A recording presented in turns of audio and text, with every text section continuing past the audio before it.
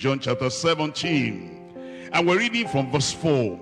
I have glorified thee on the earth. I have finished the work which does me to do. Again, when we read that, we say, but he said he has finished. He had a desire, he had a passion, and he had the project in front of him. And he said, I want to do that. I want to finish that. And now over here it says, I have glorified you. I have finished the work which thou gavest me to do. Many people cannot understand that Christ still has an unfinished task or assignment. Luke chapter 24, I'm reading from verse 49. And behold, I send the promise of my Father upon you, but tarry ye in the city of Jerusalem until ye be endued with power from on high. He said, I'm going to give you resources. What for?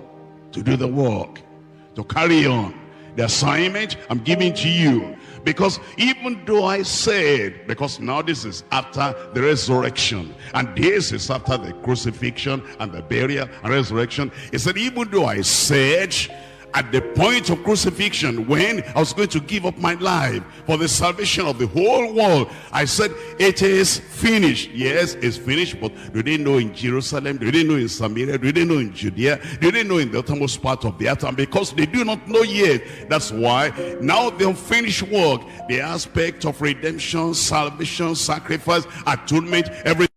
But now I'm giving you the assignment, and the work is just beginning. There's no finality yet on that, and there's no finish something yet on that. It is still going on. We're coming back to Acts of the Apostles now, and we're looking at chapter 1 verse 8. But you shall receive power after that the Holy Ghost is come upon you, and ye shall be witnesses. The work of witnessing, that one continues.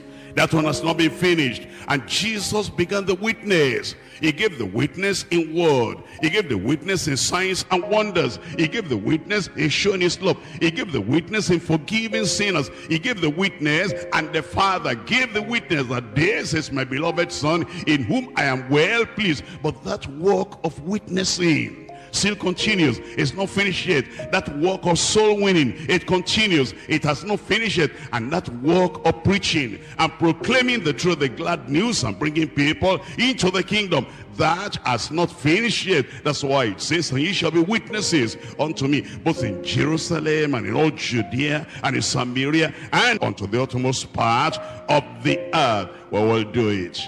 He began it, he didn't finish.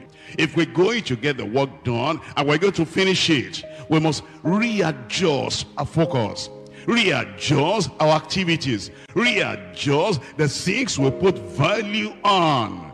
We readjust our focus so that we can concentrate on this Christ's unfinished work. Acts chapter 22 and in verse 21. And he said unto me, depart, for I will send thee far hence unto the Gentiles. There are people that are living far away, the Gentiles. They're not living in Jerusalem. They're not living in Judea. They're not living in Samaria. The uttermost part of the earth. In fact, we have more of the population in all those places far unto the Gentiles, more than you have in Jerusalem or Judea or Samaria. The greater part of the populace had not been reached. The greater part of the world had not been reached, even though those great things have happened. And the Lord was telling Paul, like he told Joshua, there is yet very much land to be possessed. In Romans chapter 15, I'm reading from verse 21. But as it is written, to whom he was not spoken of,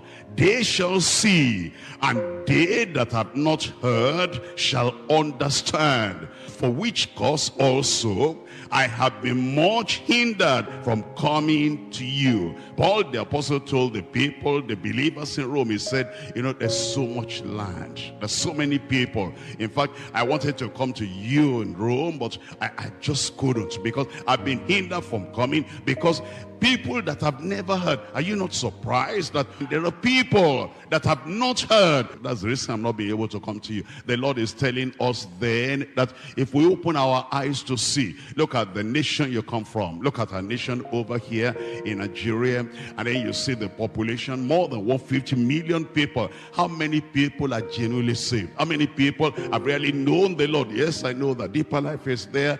How many people are still outside? Those who are not born again, they are more in number than those who are born again in our country. You go to Ghana, you go to Sierra Leone, you go to Liberia, you go to Burkina Faso, you go to Togo, you go to Benin Republic, you go to Niger Republic, and you go to Mali, you go to Mauritania, you go to all those countries, West Africa, East Africa, Central Africa, Southern Africa, and Northern Africa, and think about the people that have not really had the real gospel and the true gospel. And if you look at the people that are born again in any of those countries, then the minority, you have still the vast majority that do not know the Lord yet. That's why the Lord is saying there's still yet much land. This is not the time to just to sit back and say, we've done this, we're going to do more.